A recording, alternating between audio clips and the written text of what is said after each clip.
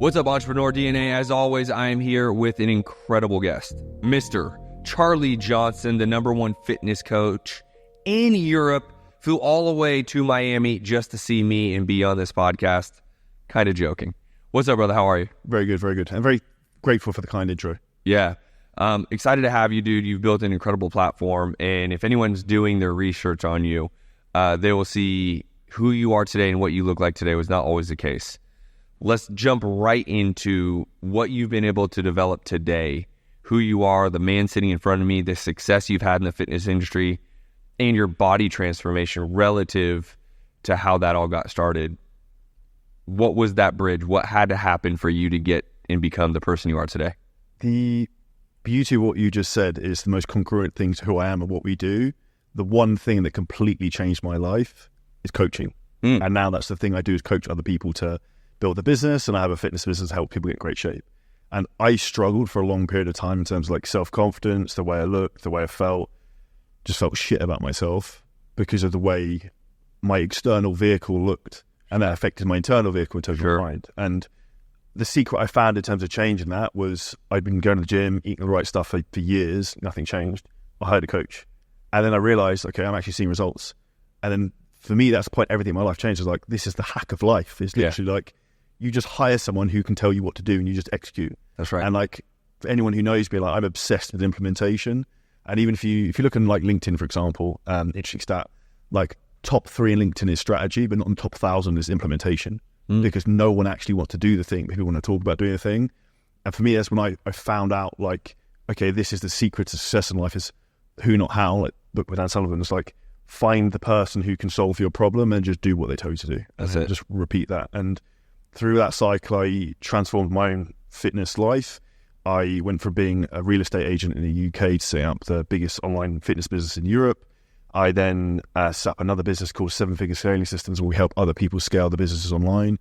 And we've generated just under $10 million in income so far over the last few years. So I've moved to Dubai in that period of time. And my big mission is to help other people believe in themselves and see what's possible. Because as soon as it's like a flywheel approach, as I start to get a bit of momentum, I was like, fuck, I can actually do this. Yeah. Because when I left, when I was about 21, I first went into estate agent or real estate, I felt like I'd failed at life because all my friends had degrees, come out of university, college, and I didn't. I was like, I've really screwed this up. And that's my mission now, is to empower people to see what they can achieve. Yeah. Yeah. So I think one of the things you just hit on is a big thing people don't talk about: momentum. I just had this conversation with an entrepreneur this morning, as a matter of fact, about momentum starts to kick in and you no longer have to push this boulder up the mountain. But people don't push the boulder long enough to actually take over. They quit. They give up. They get tired. They don't want to keep pushing the very next day. And it's this funny line of like, if someone, a coach like yourself, or I'm a coach for real estate investors, if we could guarantee, and I don't put any guarantees in my coaching, and I'm sure you don't yours, that at some point that boulder is going to catch momentum and it will start to push without you having to push it, would you keep pushing? What would your audience say? 100% they would do it, but most of them, they struggle at the beginning with the implementation. That's but right. the number one thing I get is I don't have time. And that's a fucking lie, because I did it. Yeah. And that's why, like, and you did it. So like, yes, it takes time, and yes, it's hard. If it wasn't hard, then everyone would fucking do it. That's right. And that's the value of why you becoming successful makes you feel so good, because not many people can do it. Yeah, time is bullshit in my opinion. I mean, we all have the age-old saying of, we all have 24 hours, right? Fine. You got to prioritize the actual activities over time management. You don't manage time. You manage your priorities, right? So in your case, your priority was to become the man physically that you wanted to become, but then also actually succeed in business and not be you're a realtor, probably making a couple bucks, probably eating fucking pizza and donuts all the time, right? Whatever. And working out, I'm guessing. But you can't outwork out a bad diet, right? So it goes back to this idea of like, how are you going to not, and don't try to manage the time. You need to be effective at managing the priorities. What are the priorities that you would tell entrepreneurs that they should be focusing on? First themselves, because if you're not the greatest version of you, then you can't help other people to become the greatest versions of themselves. So like physically, mentally, so you have to put yourself first. And the way I really look at that is you have to be selfish to be selfless. That includes you being like a father, husband, partner. Like that's the only way to do it. And in my opinion, that comes down to you being organized. And fitness was the greatest gift that ever happened to me, because for you to be in great physical shape, those attributes and character traits carry over perfectly to like business. Because if you look at it, you've got being disciplined, you've got being consistent, you've got being patient. None of this shit happens getting in shape overnight, right? Sure. Like you don't go to the gym today and tomorrow you look great. And it's the same thing with business. It's like consistency, discipline, patience.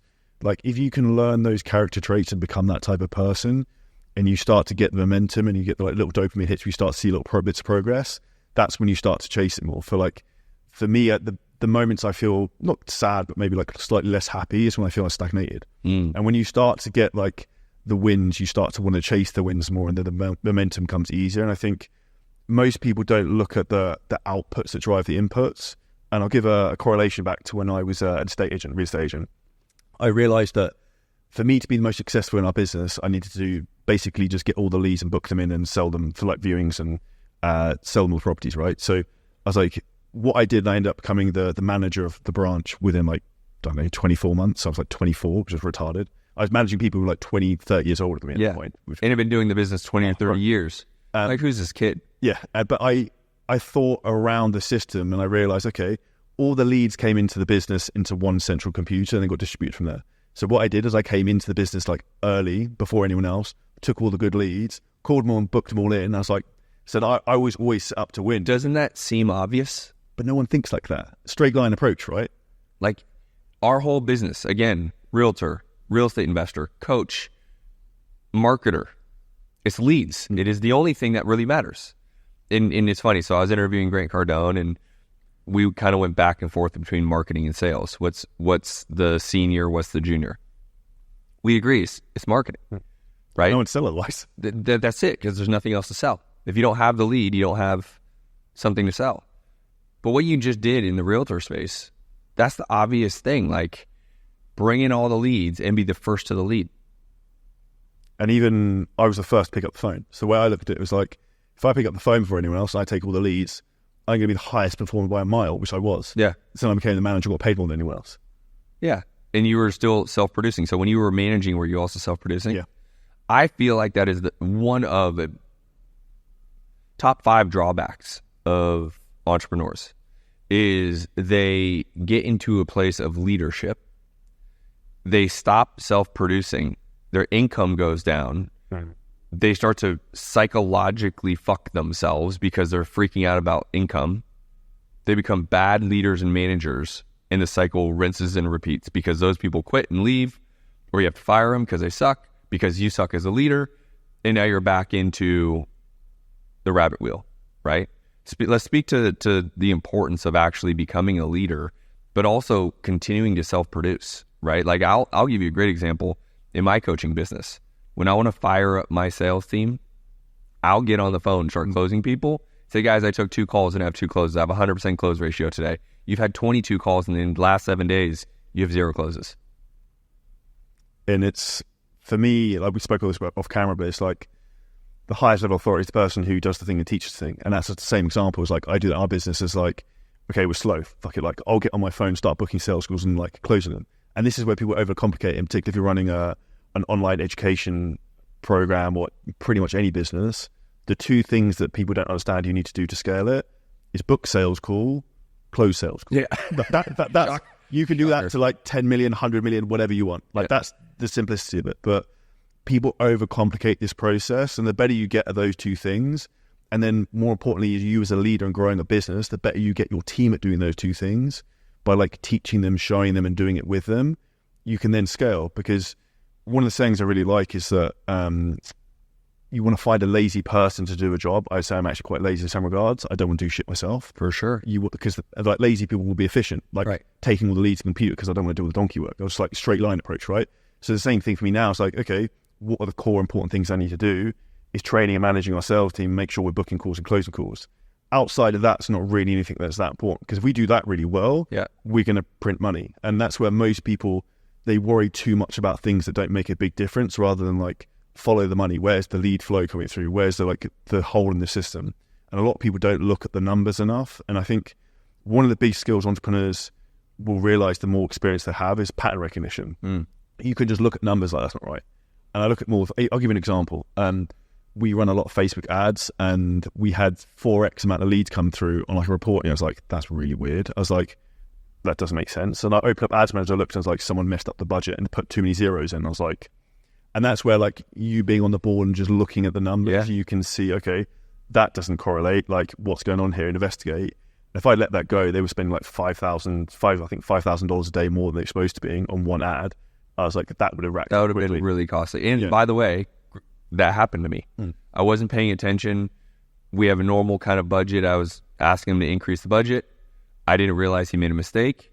All of a sudden, your Amex charge is charging every day, and our Amex charges like every 3 days because I have a high limit. Yeah, I'm like, wait a minute, what is going on? Why are we? Because I wasn't paying attention, and it happens, right? So keeping your eye on the ball is super important. You have a phrase that I don't know if I've ever heard it. You say the person that does the thing and then teaches the thing. Yeah. What is that? That, in my opinion, is when you become the highest level of authority. So like, say in my world of people being online fitness businesses, and we had a big event in Dubai last week, like 150 people there. And I even said at the stage, I was like, there's no physical question you can ask me about building an online fitness business I don't know the answer to, because I've done the thing. Yeah. We have 1,300 active clients in our fitness business. So like, there's anything you want to ask, you can ask me. I know all the answers. And at that point, it becomes easy for you to become the teacher and the master at helping other people. Yeah. And also in terms of you teaching your team. Because if your team also respect you and see you as a leader, as an authority, they're going to listen to you. And I think the more you can try and build yourself up to be that type of authority externally and also internally in your organization, people are then going to start to run through walls for you as well. Yeah. Was this your event? Yeah, it was my event. Is it a fulfillment event, or was of your clients that you were 50-50? So like a marketing thing I did was sick, and I just did it off the cuff and didn't really think about it. You know, like sometimes intuitively you get an idea, like in the middle of the event, I was just going to do this. Yeah. We had probably 75 people who were sitting in. I literally just went around the room. I was like calling out people's name and how much money they were making. People like, what the fuck, like, how are these people doing this? Yeah. And then the last one, we got a girl come up who's 24 years old. She's making $170,000 a month. And like gave her this plaque, and you can see everyone else's fucking face in the room dropping. Like, this girl's 24, and there's guys who are like 35, and are like, how's the kid doing it? Because it's breaking limiting beliefs. Yeah. And I can even see it in your face a bit, like at selling fitness programs on the internet. And she was 24 years old. Yeah. And I'm just gonna go out on a limb. Probably a decently looking girl. not like you would think. She's like nice. Yeah. But not to the extent you think. But she's smart. So it's not the typical Instagram bullshit where it's just tits and ass all over the place. Yeah, 100%. And I actually say that people are like that, and people who are Instagram influencers are the worst people to run businesses. Sure, of course. Their mindset's fucked. Like narcissistic. Like everyone who's successful has that to some degree, but they don't have the brain to go with it. And I'd actually say to her, she has a lot of masculine energy, which is why she's very good as an entrepreneur. And she doesn't respectfully to female entrepreneurs, they tend to overthink things, get emotional. She just fucking does it and just goes with it, which I think is a gift that people need to understand with being a business owner. You have to expect things not to work a lot of the time, but like it's the analogy in business that you can hit one home run that's like equivalent of 1,000. So you need to take a lot of swings. Yeah. Hey, by the way, if you're an entrepreneur, if you do hard things, big things, a friend of mine, Taylor Welch, has one of the best podcasts out called Daily Mind Medicine. If you want to supercharge your thinking, your resilience, your problem solving, everything from how you do more and get more done to how you handle failure. You know this, but your number one asset is your mind. Bar none, nothing else compares. The reason I love this podcast is because it's only 3 to 4 minutes long, so I grab my cup of coffee and I get my mind right every morning. You should absolutely check this out. Go to dailymindmedicine.tv or just look on Spotify or Apple Podcasts. It's like a nootropic for your brain. Enjoy. I love that. So you had this event. You highlight her, you give her a big plaque. The 75, by the way, those 75 people, were they like seat deposits? Did they pay to be at the door? Yeah, probably half of them, and then the other half we invited because we knew they were a good fit. Yeah. And we've signed up a lot of people off the back end of that event. And actually, an interesting thing is cultural differences between the US, say Canada, versus Europe and Dubai, where I live. If you try and pitch at an event like that, and I actually saw an American guy come in and do it, it's like way down. like they're literally like crickets. It's fucking terrible. So like, oh man. And I did that at one of our first events last year. I was like, we're not doing that again. So we have a process on the back end of how we basically follow up. Yeah. And what you did brilliantly is, so a key component of selling is, right, what I call Jones effect. And what that means is keeping up with the Joneses. Have you heard that? Right? Yeah. And so when you highlight those individuals on stage and say, look at this incredible woman crushing life, beating all you men out there who want to try to make 170 grand a year, she does it in a month. People are like, I need to do whatever she's doing, I need to do. And it is a very powerful push for people, right? So things a lot of time are external, can be a big push. But whatever can trigger, I would tell all entrepreneurs that are looking to achieve more, whatever can trigger that thing. So for me, the thing typically is a design of lifestyle that I want that will push me harder to continue to work. I was just talking to Drew here earlier about like how hard you have to work to catch the momentum we just spoke about. It's insanity, really, right? We were talking, I'm 42 years old. You were pretty impressed, but trust me, like I've worked my face off for the last 16 years. And I'm finally at this place of momentum where things are starting to somewhat come to me. So when I am spending my time, a lot of times it's about the design of what I want to create. So for example, people that we probably all look up to of a certain lifestyle, things. I do like nice shit. I don't give a fuck if you're out there judging me for it. You think Justin's all about money and nice shit. I like nice shit. I like our watches. I like my cars. I like the house. I like nice shit. That is a motivator for me. And for many people, that would be superficial. Fuck off. I don't care. The point being is, if you can't go chase someone who has what you want, then it's going to be very hard for you to get there. And being able to edify that woman and not make it all about you, Charlie, that's a huge thing, is to place other people on a pedestal. I'm willing to bet you made more money doing those things than putting yourself on that same pedestal. 100%. And that's the congruency in any business. If you do really do a great job and you help other people succeed, you kill it. Our business from that model, for example, is 35-40% referral based because we're so good at what we do. Yeah. And even I'll be on calls to people and I just start laughing when I take sales calls because this is so fucking easy. Because I've done it so many times. I see the same traits in the type of person and things they're not doing that I'm like, there's no fucking way your business is not going to 3x in 90 days because and I actually will say to them, it's like, what you're doing right now is the equivalent of what I would do if I didn't want to make money. It's sometimes people, but they don't know. And I did that at the beginning. When I first started as a real estate agent, that I was selling $40 a month programs on Word PDF documents. Okay. Because I didn't know any better. Sure. And no one taught me. Right. Which is why for me, it's, if I did it and no one showed me the way, then it's much easier if someone's carved the path for you before and be yeah, you just need to do this. It is everything, right? If I were going to get in the fitness industry, I would call you. Say, Charlie, bro, I got to build this out, right? Why? Even though I know internet marketing, even though I know funnels, the tactical of what you do, why wouldn't I go after the best, right? I think the other component of this is you running these events are really meaningful for other people in a bigger way than probably you would even recognize, which would be, people are always looking for a tribe. But I'll always promise you this. I've made more money, and I'm guessing you'd be the same. I'd love to hear from you. I made more money by the people I know, by sitting on interviews like this. And this is why I have these interviews, is because there's a day, maybe or maybe not, that Charlie and Justin Colby go make money together. And because of that, we will be further down the line of where we want to get in life. And it's all because of the relationship that started from a podcast episode like this. Would you agree about the power of the people? I probably write this down every day at the moment. It's life is a people game. And the more experience I get and the further up the ladder I get, the more I see it all the time. Mm-hmm. A great example, we spoke about Eric Spofford. I mentioned to him on Saturday that I'm looking to do some stuff with Go High Level. He's like, oh, don't worry, I'll introduce you to the affiliate manager for Go High Level. I met him yesterday and I got a call with him later today. Yeah. So it's life becomes easy when you know the right people, and that's the game. And I even remember an example. I was getting really stressed for a while. Our fitness business was struggling, maybe 2 years ago. It was slow, we're having a downturn. In your head where you blow it out of proportion. Oh, of course. It's always worse in your head than it is in real life. There's no doubt. And a mentor to me at the time, a guy called Craig Ballantyne, he said yeah, I know Greg. He said what are you worried about? Like, you're like a made man in the fitness industry. Like, you know me, you know him, you know him, you know him. It's like, you fucking know all the best people. You've got all the network. You're all like, what are you worried about? And as soon as I listened to that, I was like, that's really interesting. Yeah. And that's also the value of mentors, because they can reframe a perspective and completely change your outlook on a situation. I think you should always be seeking mentors because, you should always be seeking mentors, paid or not. I would always tell everyone, pay to play, get to the table, be there, right? Because the next component is what you just talked about. Then you have a phone call you can make because there was 8 people at a table and you connected with one person and you said whatever you needed, right? But you paid to get to the table. I do this all the time. It is quite literally something I live by.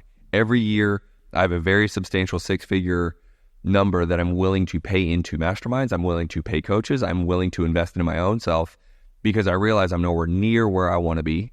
And I'm sure you're not near where you want to be. And we're going to continue to push and we're going to continue to drive. But it goes back to this, what you just said about hanging out with Eric.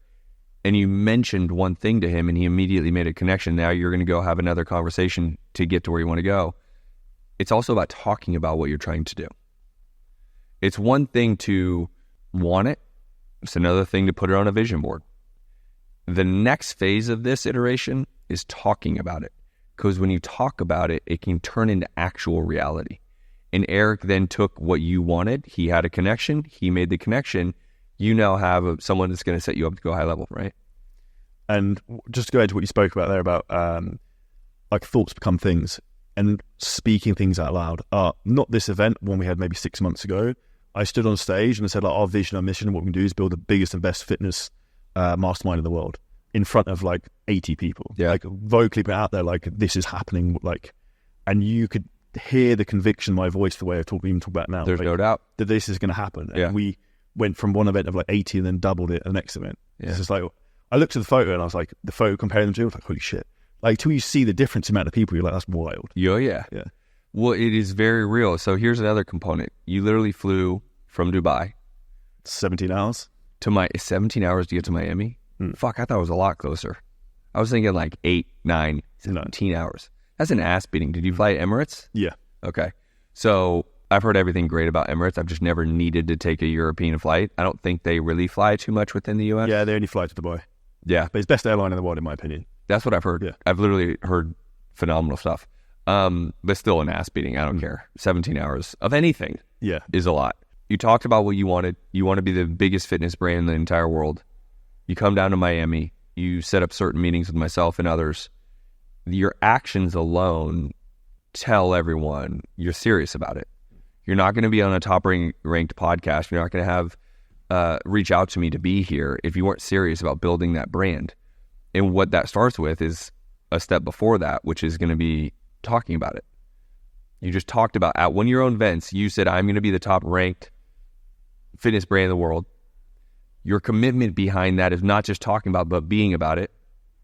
You fly all the way out to the US, Miami, 17 hours to have sit downs with me and others to continue the momentum of what you're doing. And I think it just highlights, really what all entrepreneurship is.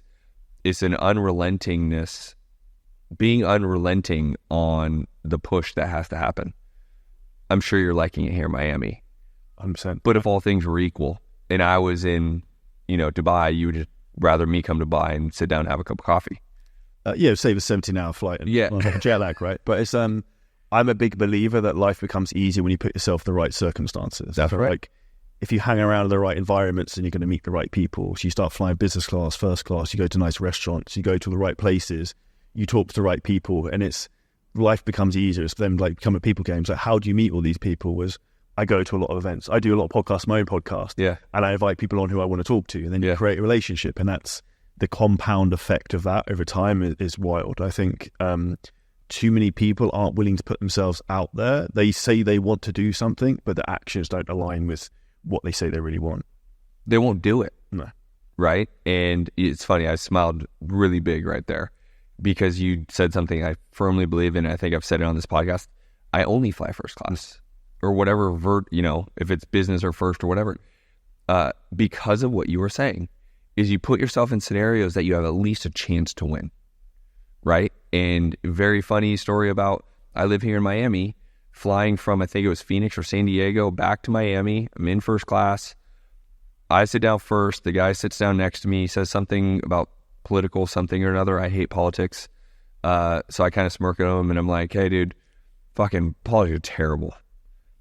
And he smirks back at me and I'm like, you're in politics, aren't you?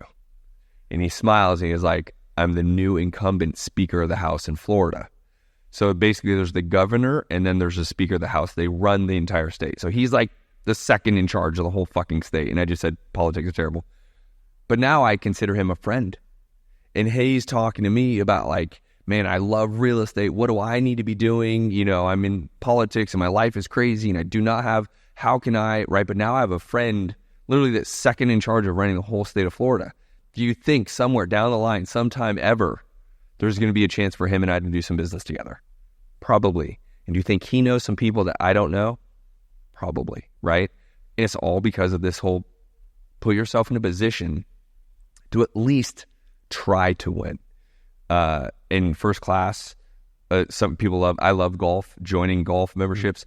Fitness, great example. Lifetime Fitness. Do you guys, Yeah, Lifetime. So they just built this 5-diamond resort Lifetime. There's literally a water park in the back of this thing, like full blown, 5 different water slides, everything. This thing has a bar, it has a cafe, coffee shop, nails, hair salon. It's wild, right? But it's $250 a month. And for some people, that is just outrageous. For me, I'm like, you could double it. And you could triple it. I'll pay $1,000 a month to be in this place. But what people don't understand is that the more expensive it is, the other person who goes there paid that as well. That's right. So that's the value, is the quality of the person there is higher because of the price they paid. There's the same with Mastermind events. Is like if the ticket price is high, well, everyone else paid it. Yeah. And that's a high value person. It's worth knowing. That's right.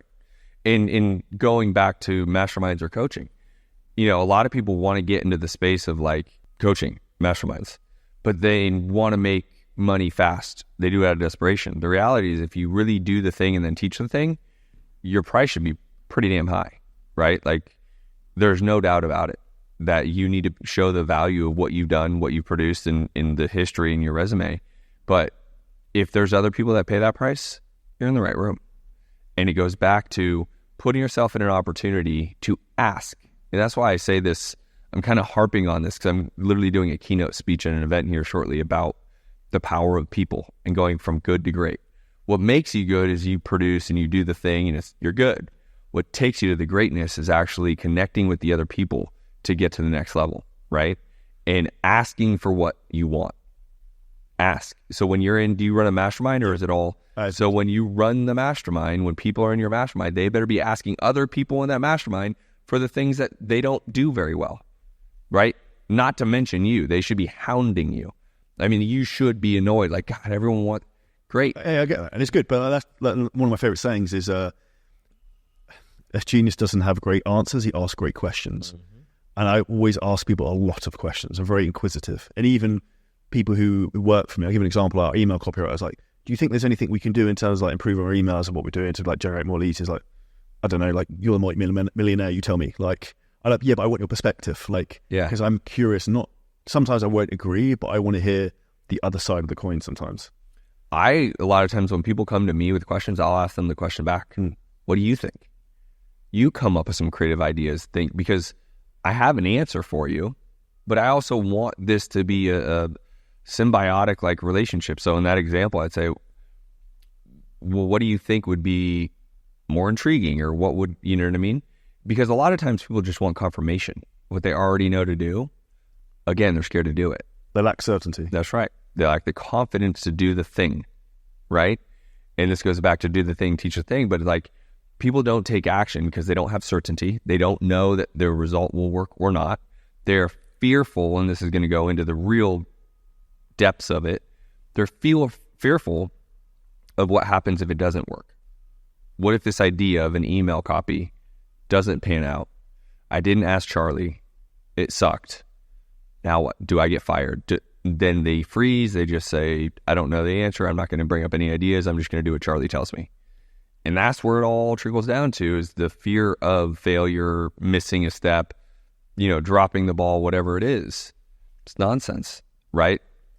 I think what's interesting you said there as well is which is why I think old school management techniques don't work in terms of having to go at people and like berating people if they make a mistake, because then they do that. They won't think for themselves. They'll always want to ask like you for approval of everything. I think also people now have more options to go and work for someone else. And I think that's why I see some businesses churn a lot of staff, whereas great businesses keep the right people in them.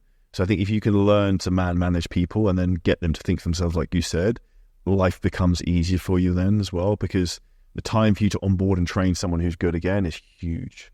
It's a waste of time, right? Just get back to where you were before. Right. And then again, going back to you're not producing anymore now because you're focused on trying to hire someone, train someone, get it, just to kind of get back to even, not even excel yet, right? And so you said it again, but good to great. The great is when you're around the people, right? You bring people around you. You have a community, a culture, leaders. That is where good to great goes, right? Because you can be very good. You could be a good fitness coach, making $250,000, $500,000 a year. It's good. Everyone in the world would say, good for you. You've done very good for yourself.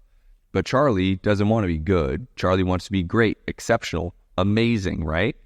So that takes a level of people, to your point, even hiring, right? You need to go out and hire the best. I firmly have come to this realization that like, I don't want to hire from the bottom down. I want to hire from the top, or I don't want to hire bottom up. I want to hire from the top down.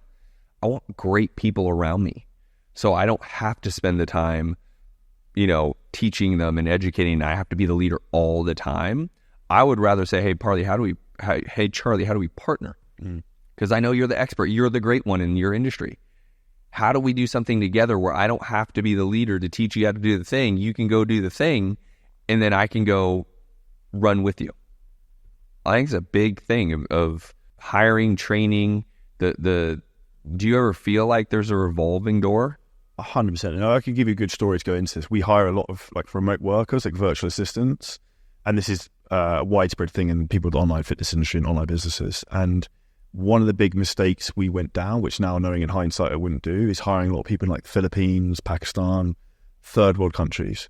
Now, the problem with this is it's very difficult to build a team culture. Sure. It's very difficult to get like the right cultural fit across. And then I don't know if you ever tried to have a joke with like the Filipinos on a Zoom call. They don't fucking understand. Just look back, keep like, So what we do now is we hire everyone who's first world English speaking. Yeah. We hire a lot of people from South Africa because they're very driven, great work ethic. You don't have to pay them a lot for living less, and they understand the cultural fit. So we're now driving so much team culture where everyone wants to help each other. Where do you find South African VAs?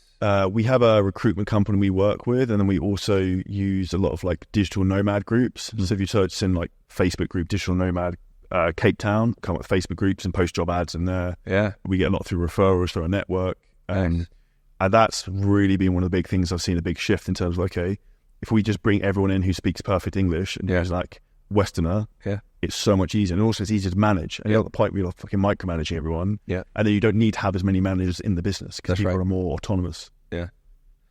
So being that you're in the fitness industry, let's jump to the commitment it takes to personally change your body. I really do believe body, mind, spirit, right? Meaning I don't have the energy to go do what I need to do if I don't get my body right. And what I mean by that is I'm not as jacked as you, but I still work out as much as I can. I don't even want to say every day, but 4 to 5 times a week I'm working out. Not because I'm going to get as jacked as Charlie and chase Charlie, but for me, it gets my mind right, dude. If nothing else, I get this thing working the right way, right? I don't get as irritated as fast. I have a lot more patience. I have creative juices. Talk to me about the commitment level to change your body, which in my mind changes how you think, what you do, your capabilities. In my opinion, the real benefit of exercise and working out is your ability to change your physiological state. It's the way you think and feel. Yeah. I inherently a lot of the time wake up in the morning in a bad mood. I don't know why, just the way I'm sort of wired. Sometimes I'm just fucking pissed off sometimes. The UK in you. Yeah, it's probably because I'm from the UK. I'm miserable, right? I now live in Dubai, so I'm slightly less miserable, but it's working right.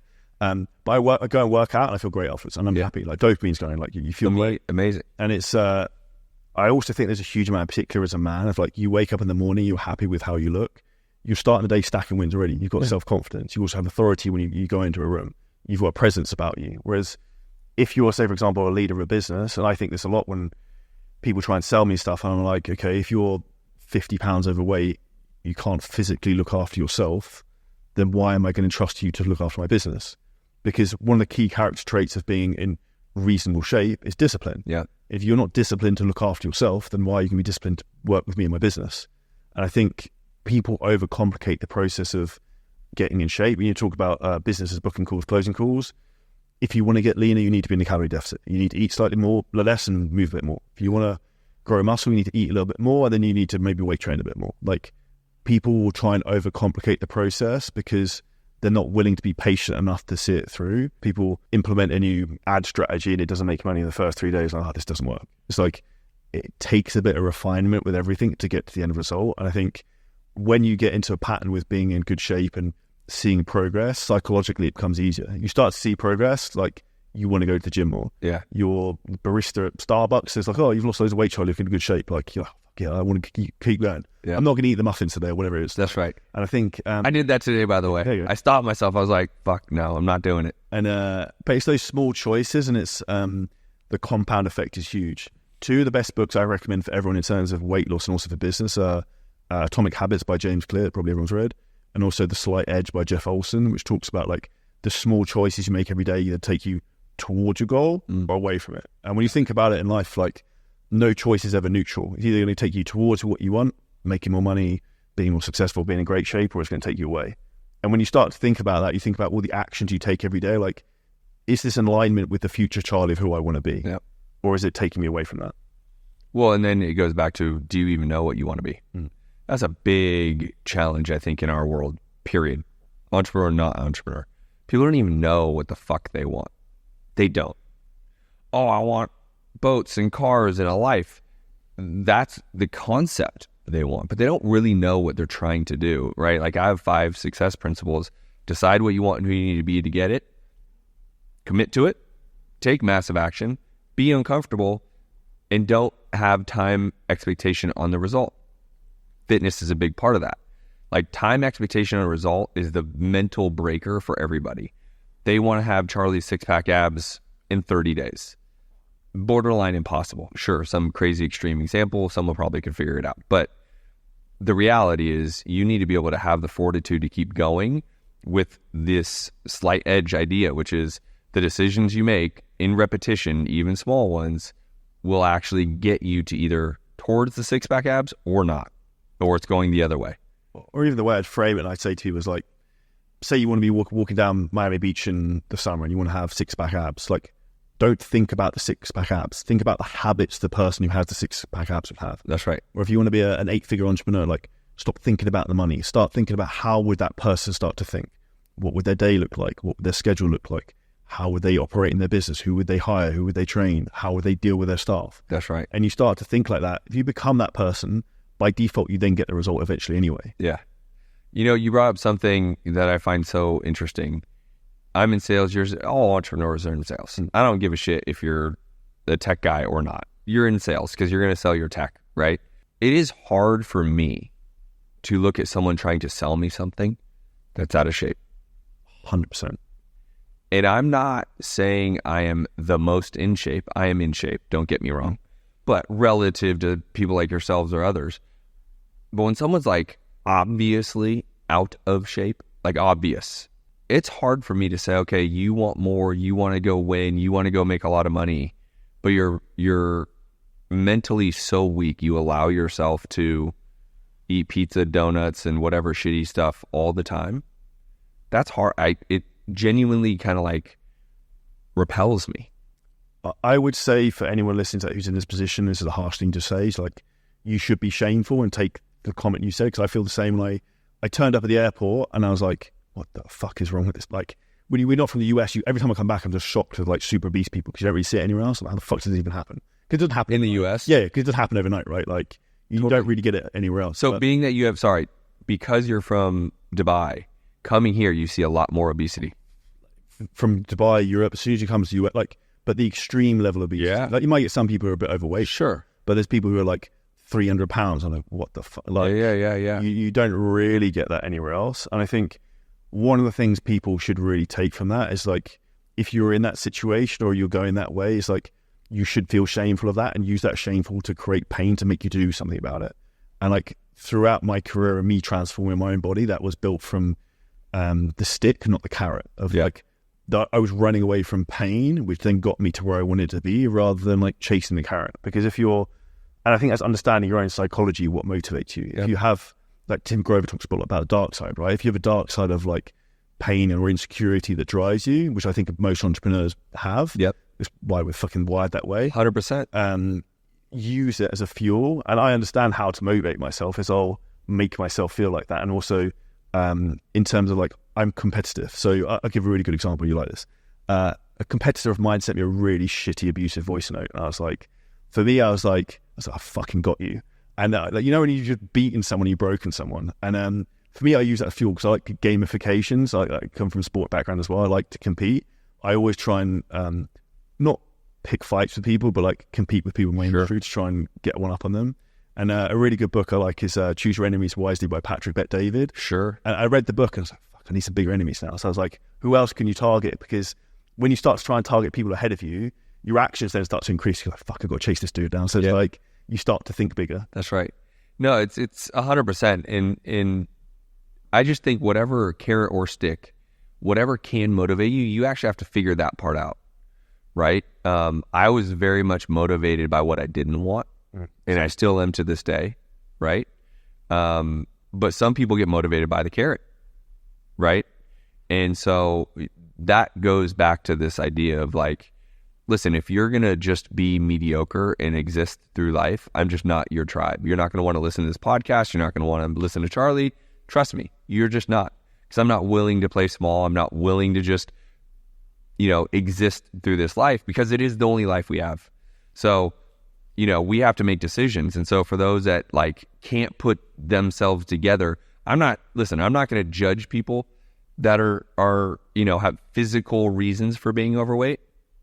But what I am going to do is for those that can't mentally break themselves from stopping eating a certain way, like you need to find a way to motivate yourself because you just won't be here very long. I mean, your body will shut down and just give out at some point. I'll give a great example. I was on a boat with a guy called Nick on Saturday, who's one of the best public speaking coaches in the world. He's got no fucking arms or legs.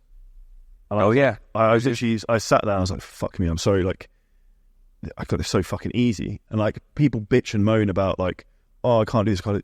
Dude's got no fucking arms and legs. That's it. It's like sitting there drinking with like, respectfully, like one stump to the other. I was like, even just watching that, I'm like, that's fuck me, like that's difficult. Yeah. And you then start to take context of like, I have every fucking tool at my disposal. Why the fuck can't I do it? And for anyone who's listening to this, who's not in a position you want, like, there's people in a lot worse situations than you who are achieving huge amounts of success. Like, he's a multi-millionaire, got no fucking arms or legs. I know exactly. I just met him in the airport. He and I were going to speak at the same event. Unbelievable. And he's so happy. I mean, it's just a choice, right? And you kind of said earlier, you wake up kind of unhappy, but then you immediately can make a choice to say, all right, fuck that. That's, you know, nonsense. Everything is a choice that we have to look in the mirror at, and we have to decide, do this or don't do this. It is up to us, and then we have to take ownership for that decision. So if we want to be cranky all fucking day, then realize your day is going to be shitty. You're going to make shitty decisions. Those decisions are going to have a ripple effect. It's going to keep going. Or you can choose to go work out, get the physiology going, get your mind going, get the endorphins going, and make better decisions. I mean, everything comes down to a choice. And I just feel like people don't want to be responsible for their own choices. They want someone else to tell them what to do. And I think the most important thing for anyone to understand, if you don't have like control of your own mind, the way you think and feel, you're like a feather in the wind, like you just blow around depending on who's pushing you that day. And I think that's the most powerful thing you can have because you can control your state. And I mentioned earlier using exercise to change a physiological state. Sometimes if something irritates me in like a work environment, I'll go work out for a bit. I'll go on a rowing machine, like something just to change your state because that's the quickest way to reframe it. And I think also one of the most important things everyone should do every day, something physically very difficult. Yeah. Because you do something physically very difficult, you're like, well, I'm just sitting behind a computer now, it's quite easy. Or like, I look out and I live in Dubai Marina, really, really like beautiful skyline, like overlooks the water. And I'll be like getting stressed or irritated about something, and I'll look out the window and I'll see like construction sites, like Pakistani workers who are working all day and it's like 45 degrees. I'm like, context of problems is not that bad. Yeah.